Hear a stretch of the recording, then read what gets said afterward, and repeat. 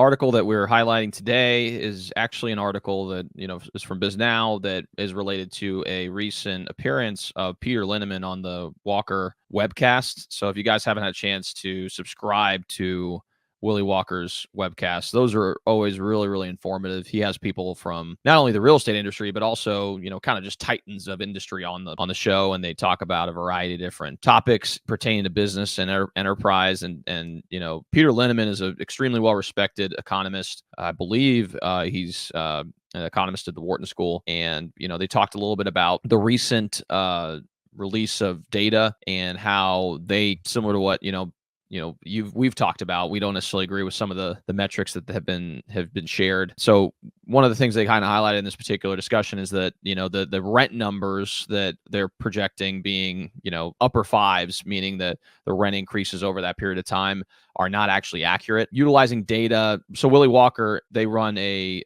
firm that's tied to the mortgage business, and so they were able to access a lot of data. And they were actually able to confirm on their end that, based on the research group, they found that the increase for the single family home side was likely closer to just 3.3% as opposed to the 5.9% that was being projected by the Fed. And because the rent numbers are roughly 36% of the CPI, that's a huge difference. And if those numbers are applied to the actual equation, the numbers that were released regarding the inflation numbers would be significantly lower than what they are actually proposing. And so, they kind of just go deeper into data and really highlight things about the numbers and why they think they're skewed. One of the other things that Linneman talked about was that they think that the unemployment numbers are almost double what is estimated by the Bureau of Labor Statistics. He was projecting unemployment at roughly 6.6%, which is higher than what the Bureau of Labor Statistics is estimating at 3.8%. And again, as the Fed is in place to be able to control inflation and obviously help us on the unemployment front. So there's two very important metrics that are what they believe are skewed, that are impacting their ability to then actually respond as the Fed to be able to, modify their Fed funds target rate. So this article's got into really in depth into numbers and stuff. So I definitely highly encourage you guys to check this out. And if you guys haven't a chance to listen to the actual webcast, I highly encourage you guys to do that as well. So Henry, I don't know if you have any comments on this. Yeah, I mean, what's funny is we talk about the skewing of data by the government when they're coming out with these reports, and articles like this just kind of, reaffirm what we all realize is happening all the time, which is that they're completely skewing data. I wouldn't even say for the worse or for the better. They're just skewing data for whatever reason that they're doing it. They're just not giving the accurate information. You can say it's for political reasons. You can say it's for economic reasons. You can say it's for all these different reasons. But, it's what's interesting to me is number one, the situation that we're in right now economically, everyone in America is feeling pain right now economically. Every single person is feeling it. There's at different levels, right? Obviously, depending on your economic stature financially or, financially economic stature, you're feeling it differently, but everyone's feeling it. Things are just infinitely more expensive than they were. And I don't see that going down anytime soon. It's not like we're all of a sudden going to see a drastic decrease in prices overall. The only thing I really see that, the only thing I feel like that you can actually see vividly that actually goes up and down is the prices of gas, because it's not like McDonald's is going to lower the price of their food. They're not going to do that. It can be cheaper for them, but if they're already getting people to pay what they're paying now, they're not going to lower their prices. When you see all these, all these triggers of inflation across the board, you could call it supply chain, you can call it this, you can call it that. I don't see that all these companies are going to lower their prices across the board. They're just not. If chicken gets, as a simple explanation, a simple thing is if food, produce, or whatever gets cheaper, it's not like Whole Foods is going to then lower the price of chicken or eggs or whatever, right?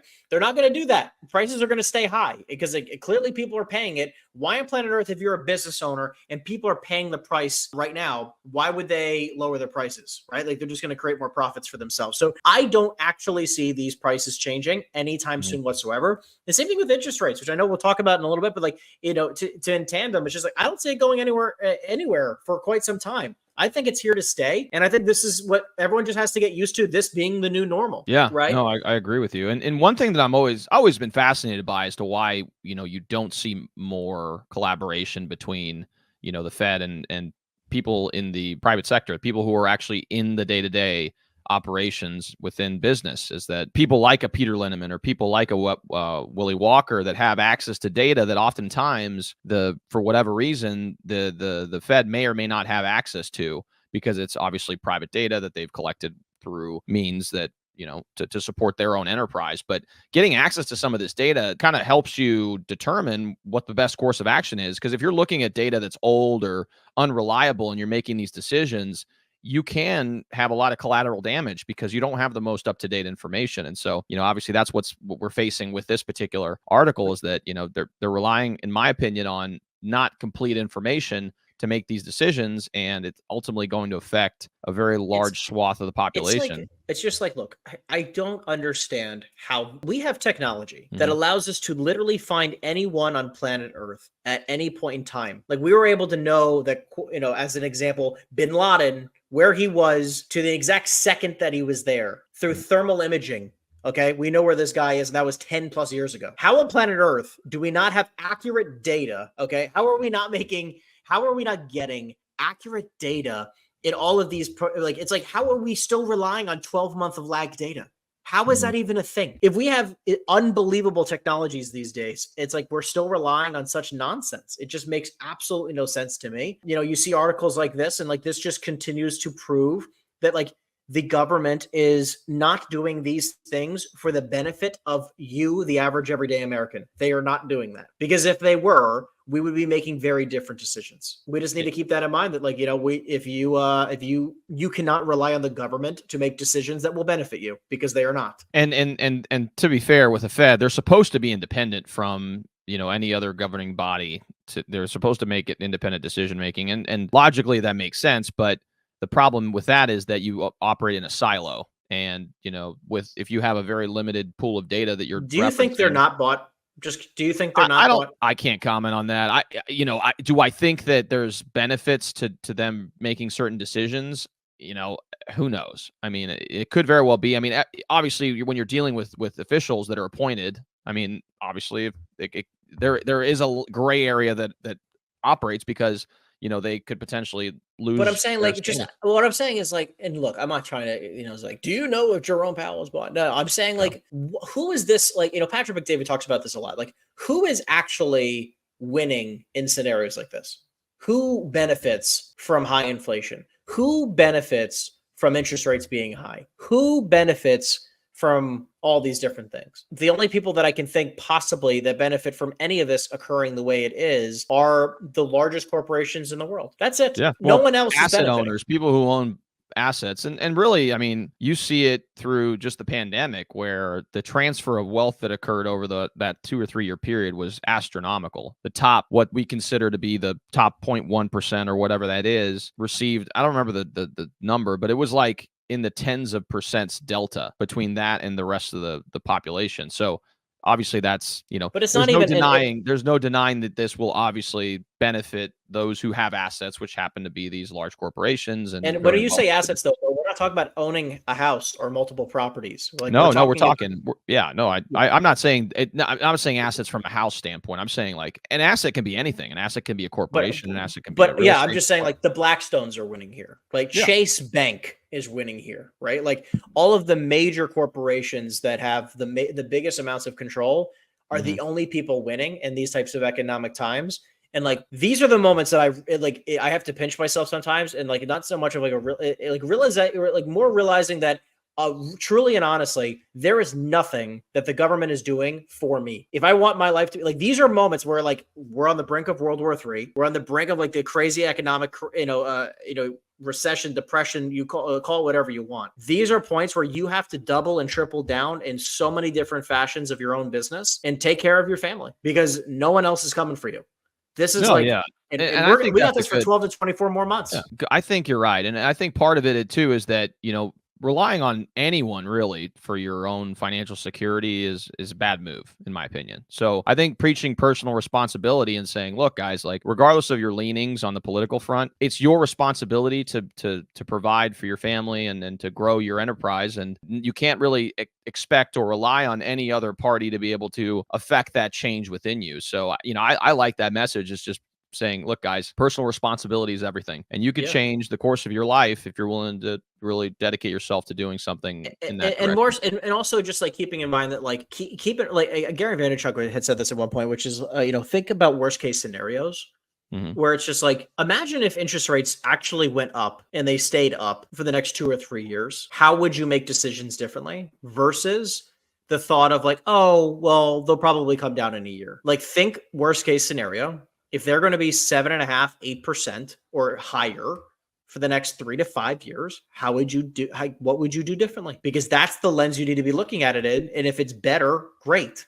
But you need to be working in a capacity of worst case scenario right now. That's smart. That's a really good advice. And I'm hopeful that most people that are listening to this do take that and heed that going forward. All right. So next up is some luxury retailers defy downturn in one of California's hardest hit cities. Nice. Yeah. So I figured we'd just talk about San Francisco and how screwed up things are. Talk about real estate about it. Where, I mean, first and foremost, did you see the article recently about the $24 billion that was spent on homelessness over the last 5 years? No, I didn't, but I'm not surprised, and I'm not sure what impact it's had. But it was like they couldn't. What's his name? Newsom. Newsom had basically miscalculated about how much money they had spent, and it equated to $24 billion fighting homelessness in the last 5 years, which had just been like drastically miscalculated. And it's like San Francisco, I think, is one of the worst run cities politically of any city in the United States, and it is drastically affecting real estate in a number of ways. One of which is, the vacancy rate in retail went from, specifically in Union Square, went from 9% to 25%, 9% in 2019 to now today, 25%. It's saying making it one of the hardest hit neighborhoods in San Francisco. Well, that's higher than the overall city's retail vacancy rate. The entire city's vacancy rate is 20% after experiencing, which I actually think is low, to be honest with you. I'm shocked that it's only 20% because of what's occurring in that area. But 20% is obviously incredibly high for a fantastic city like San Francisco. Like 10 years ago, I mean, San Francisco was literally the most expensive city, or one of the most expensive cities to live. It could still be close to that too. I mean, really, it's still kind of crazy to live there. But you could see like a lot of the largest luxury brands are vacating, leaving, goodbye, gone. Macy's is occupies a major multi-100,000 square foot building, trying to sell the building in the months to come. A lot of vacancy to come. So listen, if you're in the local Bay Area, I think there's a lot of opportunity that comes with being in this market, which is, if you have some large investors that are looking to move some money, these are some long-term plays. I think San Francisco is a city that I would bet on. I would bet San Francisco to have a major rebound over the next 10, 20, 30 years. And if you can get deals at great prices, I would move my money there all day long. But just knowing that the next few years is going to be very, very tough. Like hopefully when Newsom gets kicked to the curb and they have somebody actually coming into a place that will actually support the area, I think they'll have a way better result. But right now, you can see here, increase in sales resulted in the uptick in retailers releasing over 650,000 square feet. I mean, you still have some big areas that are coming into the area. Yeah, it looks like a lot of these high-end retailers are doubling down. There's still an immense amount of money that goes crazy amount of money. San Francisco. So these luxury brands, I imagine their margins are pretty awesome.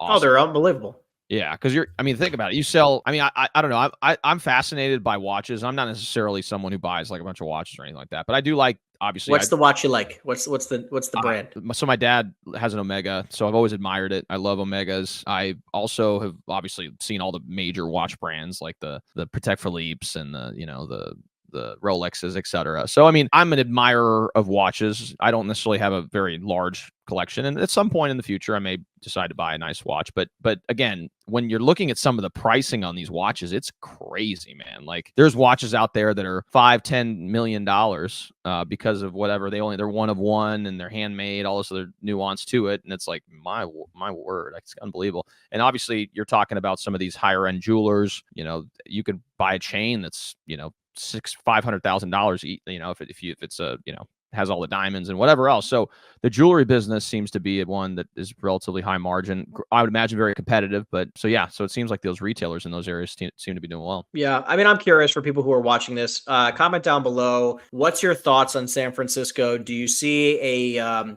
like in 10, 20, like what's your vision for San Francisco? Do you think it's going to bounce back? Do you think we're going to, it's going to stay terrible for, the years to come, where San Francisco will go down the tubes like Detroit, right? Like, do you think it's going to, end up being like the next Detroit, or do you think there's going to be a lot of opportunity in buying in San Francisco? Love to hear your thoughts. Obviously, Tom, thank you for tuning in and writing down. You talked about BlackRock just buying up Air Communities, which actually live in an Air Communities building. Funny enough that so that'll be changing over to BlackRock, which is pretty funny. And then Matt, thank you for tuning in. Appreciate it. The PBD podcast, it was a great podcast yesterday. Thought it was very interesting. I think we should even do some more world news. I mean, just crazy what the heck's going on in this world. And yeah, I agree. $24 billion for 171,000 homeless people. You might as well just give everyone else a stipend. You should have just given the homeless people $24 billion. What's the ratio there? Here, let me see. 24 divided by well over $1 million per person. Yeah, so it is for 24 billion. Well, 140,000 per person. Was that over 5 years? Last 5 years, yeah. Yeah, so I did my math wrong. Yeah. No, that's fine. Yeah. No, that makes sense. So it's $140,000 per person over the last 5 years. Yeah, so you're talking 30,000 a year, or close to 30,000 a year per person.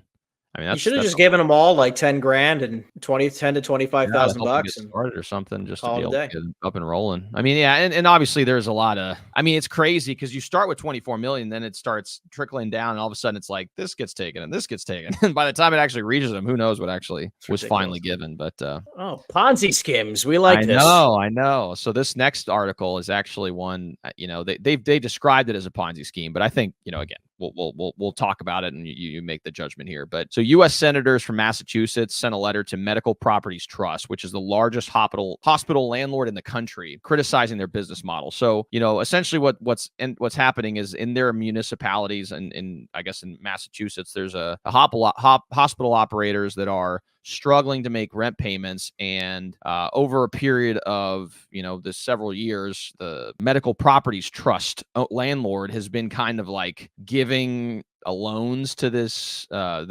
hospital to continue to make payments on rent. So it's essentially like they're getting payment of rent from the tenants, but really it's them just continuing to add to the debt burden on top of them, was why they described it as appearance of a Ponzi scheme, because it's like, do you think that's stupid? I'm just curious. Like, what's your take on that? Do you think it's stupid for them to do that? So the logic there, this is why they're criticizing their business models, because apparently this Medical Properties Trust group, they buy these buildings with sales and leaseback. So they'll like buy the building and then place the hospital in there and charge them a really high rent, which essentially shrinks their margins to very minimal.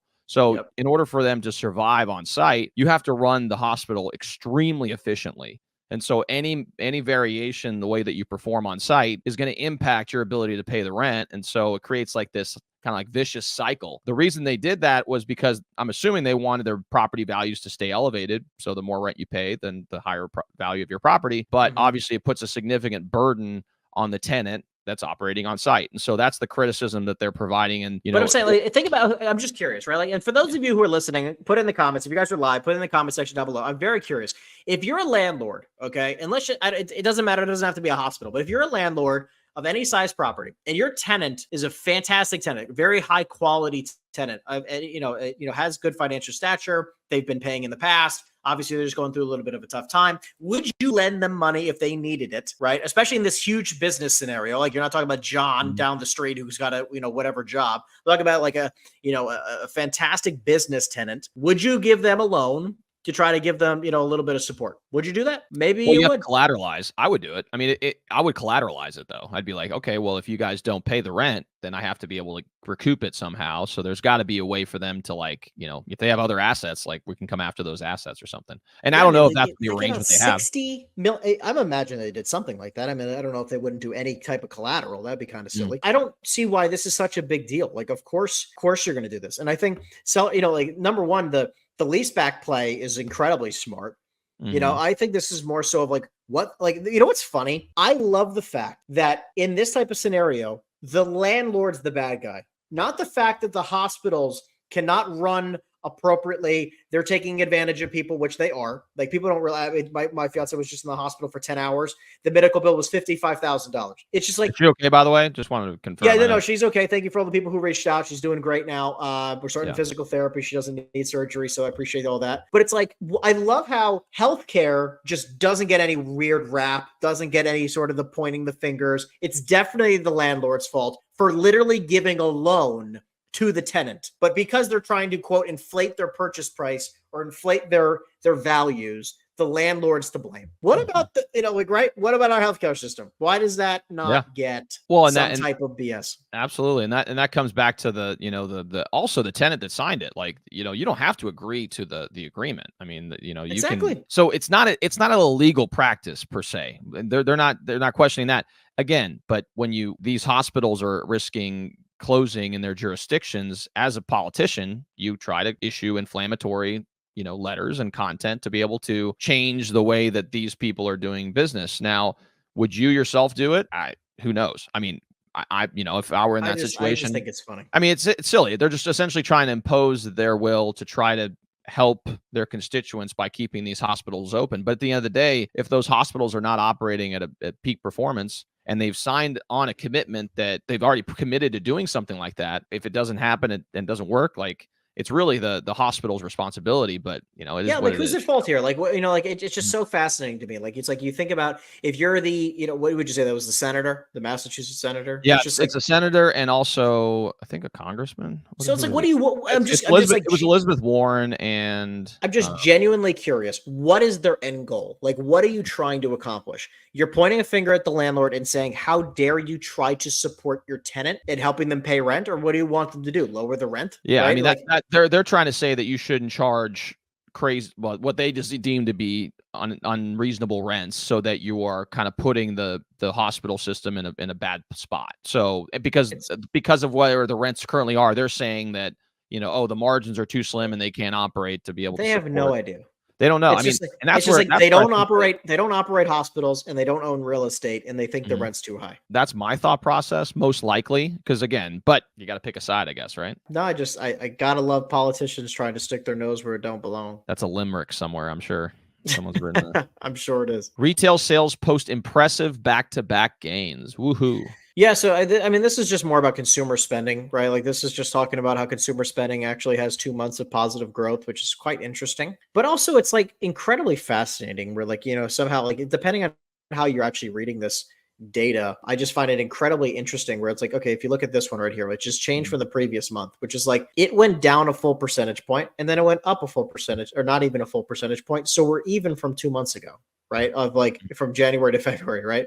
And then if you look in March, we're back up 0.6. So like, we're about even with November of last year. And it's like, it's interesting how, the way that they perceive all this, where shoppers are at it again. It's like, you have to be careful where you're getting your data from, because it's like, is this a good thing or a bad thing, right? Like, is it good that we're spending more and more money and we're going into debt? And like, when everything's infinitely more expensive and people are making less money, overall in percentage ratios in regards to debt and overall cost than ever before, like, is it actually good that we're spending more money, or is it a bad thing? Like, it's just like, they're making it like it's a great thing that we should still have incredibly high consumer spending. But, with inflation this high, I don't see this as a positive thing in any fashion. No, I agree. I think the problem with looking at this data in like a vacuum is that you don't understand the impact that these decisions are going to have 5 years from now or a couple of years from now. So exactly. Most likely what's happening is people are spending money in the economy, but you don't see their debt burden, the rising debt burden. You don't see, any other concessions they're having to make in other parts of their life in order to, make these decisions. And granted, there's a lot of people out there that do just make bad financial decisions. Like, they spend themselves into a point where it's just, they can't come out of. So there's also a subsect of the populations like that. So is it good that you're our consumerism? Is it always a good sign? Oftentimes it's not, especially in scenarios where, you have a cap on wages and things are starting to turn in the economy. So yeah, I would beg to say that it's not a good thing. Yeah. So I think like if you look at where all the spending is, yeah, I just think that like people have to really be paying attention, and like it's like I don't understand like why they think certain things are good. Like why are they portraying this to be a good thing? You know what I mean? Like I'm so curious as to like what they believe this is a good thing. What's non-store retailers? Oh, just online sales? No, if you scroll down, it says it. While households are spending in the categories leading with the spending growth, the households are becoming much more current. So, for example, sales at non-store retailers and general merchandise stores were some of the leading categories. But to me, like a non-store retailers, which I guess would be online stores, like Amazon and stuff. Yeah, Yeah, exactly.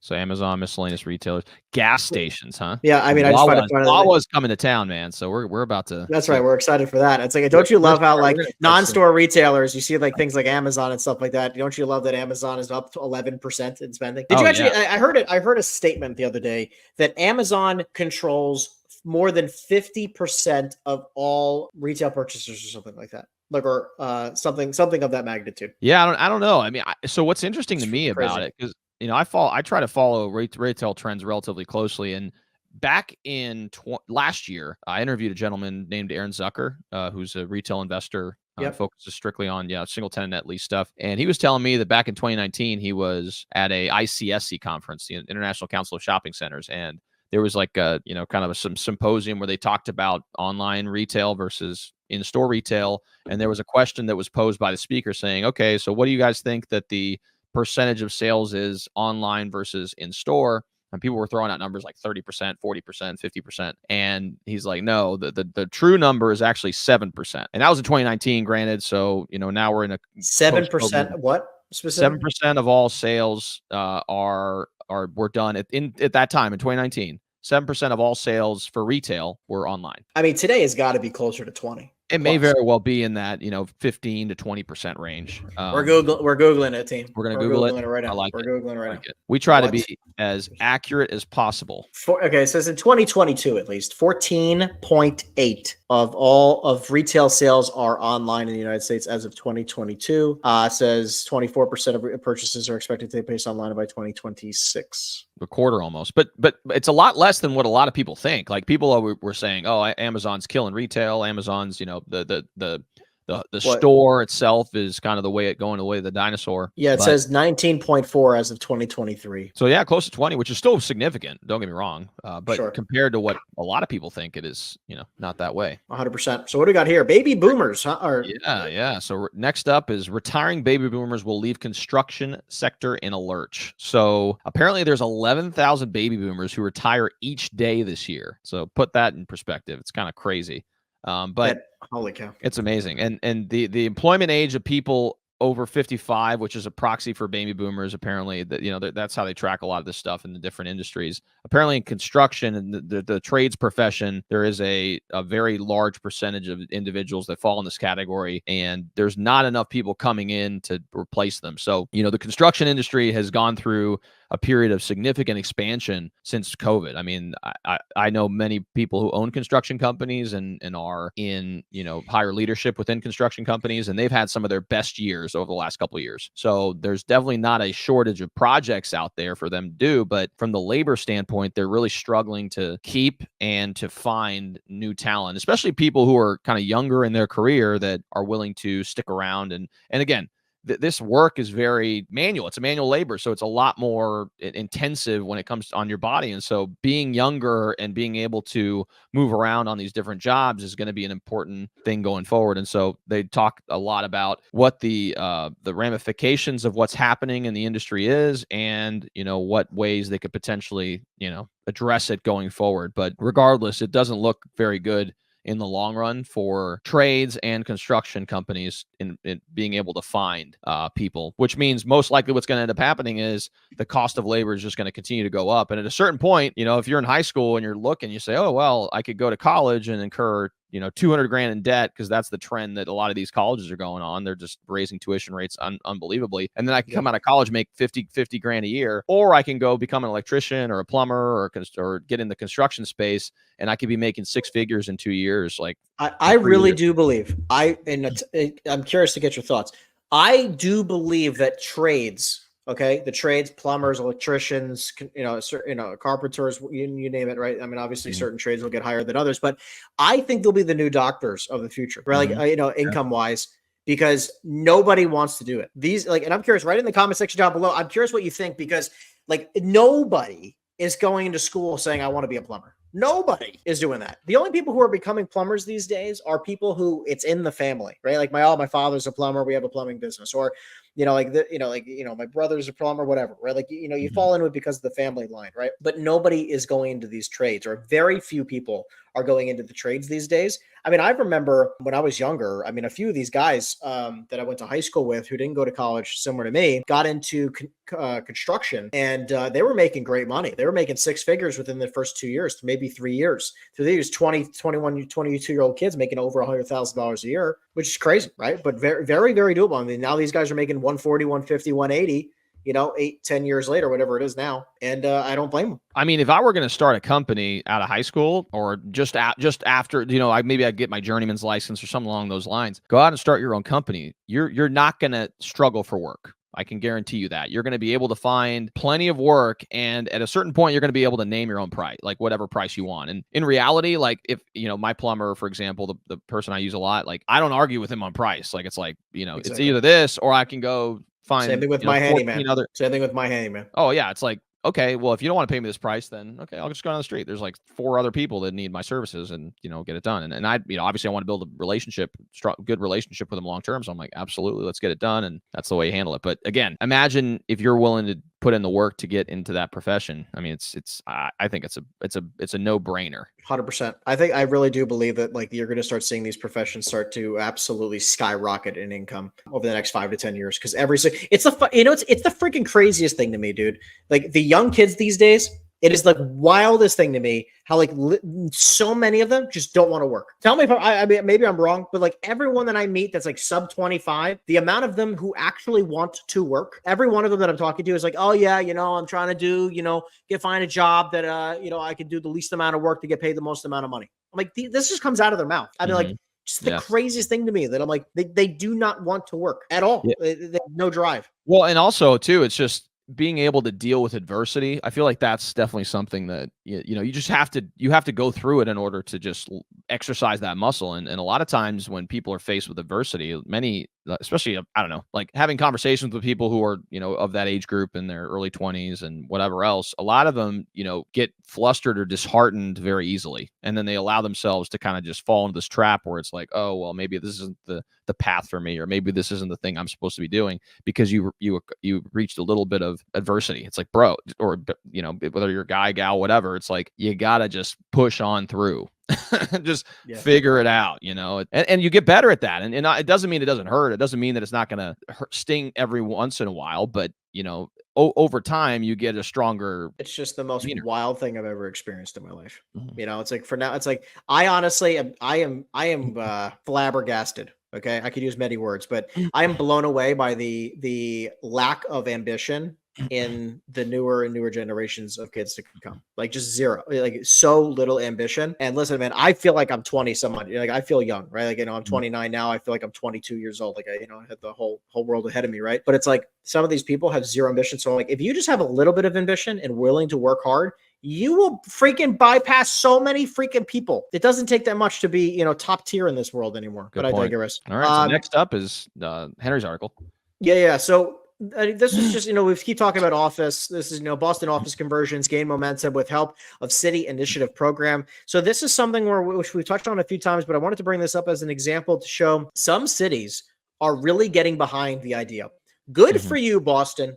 Good for you. Whoever's in charge of, the planning and zoning department, I give you a lot of kudos, okay? Because you are getting the message, okay? Like giving the ability of these landlords to actually convert these, and giving tax incentive programs, and just, you are doing it right, okay? So if anybody's watching who has any side of pull in the zoning codes or, the planning and zoning departments of local municipalities, Boston, you are doing it right. give you my thumbs up. Good for you. This is what every single municipality needs to be doing nationwide to take care of their office issues. If there is a vacant building, or if you are less than 10 or 20% occupied, you should be eligible for this type of ability, right? Or even under 50%. If you're under a certain percentage ratio, you should be eligible for tax credits. We're like, hey, clearly you're either going to lose your building, and then the township is, the bank is just going to be getting a property, and the township is just going to have a building that is going to sit majorly vacant and just no one's going to want to pay attention to. It's going to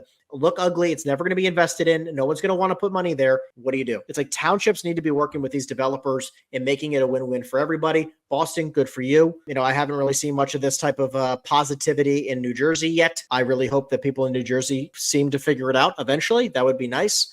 But we'll see. It's a difficult problem to solve because a lot of times too, you've got so many, sometimes the best answer is to just demo the building. But the problem is that no one wants to see these big skyscrapers come down. And so, it's kind of a catch-22 where you have this building that, really, in order for it to be economical, or not even economical, let's throw economics out of the equation. In order for it to be feasible to do this project, you have to take on a significant debt burden to be able to do that. And, or you have to reconfigure the entire structure of the building to support whatever you're trying to do. And oftentimes it just doesn't make any sense, like why you would do that. Now with this particular building that they're taking on, maybe it's one of those good candidates that can support a conversion, but I don't know. I mean, I wish that, and it's wishful thinking, but I really do wish that other cities out there would be open to the idea of saying, well, you know what, let's scrap our losses. Let's try to see if we can demo this building, and then let's go ground up with something that's actually going to be the most efficient building for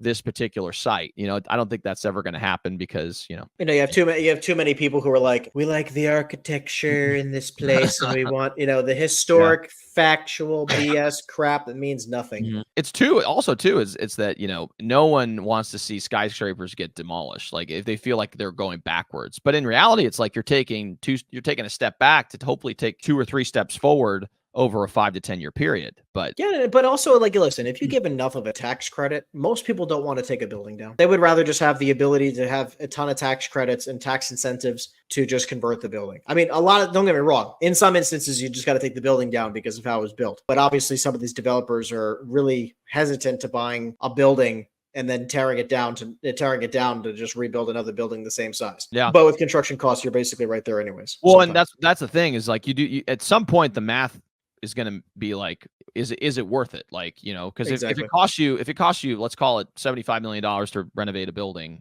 but in order to demo it and then go and ground up, it's going to cost you $65 million, and obviously this is just numbers I'm pulling out of my. Sure. No, I get it. Like there's no, but this is the other thing that landlords need to understand. It's just like, put yourself in, like, so many landlords, I feel like, just they don't put themselves in a buyer's shoes. They just have these pie in the sky numbers. And they're like, if I get it, cool. If not, I don't really care. I could just sit on it, which is also a really stupid mentality. Especially I'm saying if you're losing money, by the way. I'm not saying if you're making money, because like I have several buildings. I'm sure you have several properties that, we're making money on. If I don't get my price, I really don't care. I'll sit on it for the rest of my life. I really don't care. But I'm saying if you're losing money and you're just being naive and stupid and try to wait out for your number versus why don't you put yourselves in the shoes of the buyer and realize they need to make a substantial profit or no one on planet Earth would buy it. That you're not buying property for charity. I think we'd probably see a lot better results. Oh, absolutely. And these are the type of conversations I have with people. I mean, you do too, I'm sure, every day. It's like,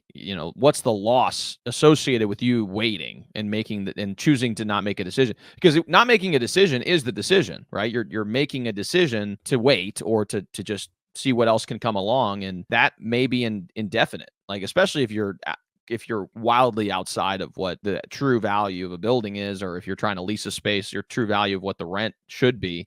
So oftentimes people don't think of that. I remember early on in my career, I had a client of mine that it was like a $2.5 million shopping center deal. And we the deal almost fell apart over 10 grand because my guy's like, I won't pay a penny more. And the seller's like, oh, I want this one. And, I'm not going to be willing to go down to 10 grand. And I was just like sitting there. I was like, dude, like 10 grand on a $2.5 million deal. It was just like mind boggling to me. But that's what happens. When he gets to larger and larger deals, it's just a principle thing. It's ego. It's all ego. And I even did the math. I was like, look, like, I understand that, you don't want to pay anything more, but let's assume that, you decide to pay a little bit more. That means you're going to come to the table with another 20%. So $2 grand. And then over a period of, the term, it's a 20-year AM with at the time it was like a 4% interest rate. That means your mortgage payment's going to be $44 higher than what it currently is. So it's like, are you willing to lose a deal over $44 a month? It's like, come on. I'll give you the $2,000. You eat the $44. That's what I'm saying.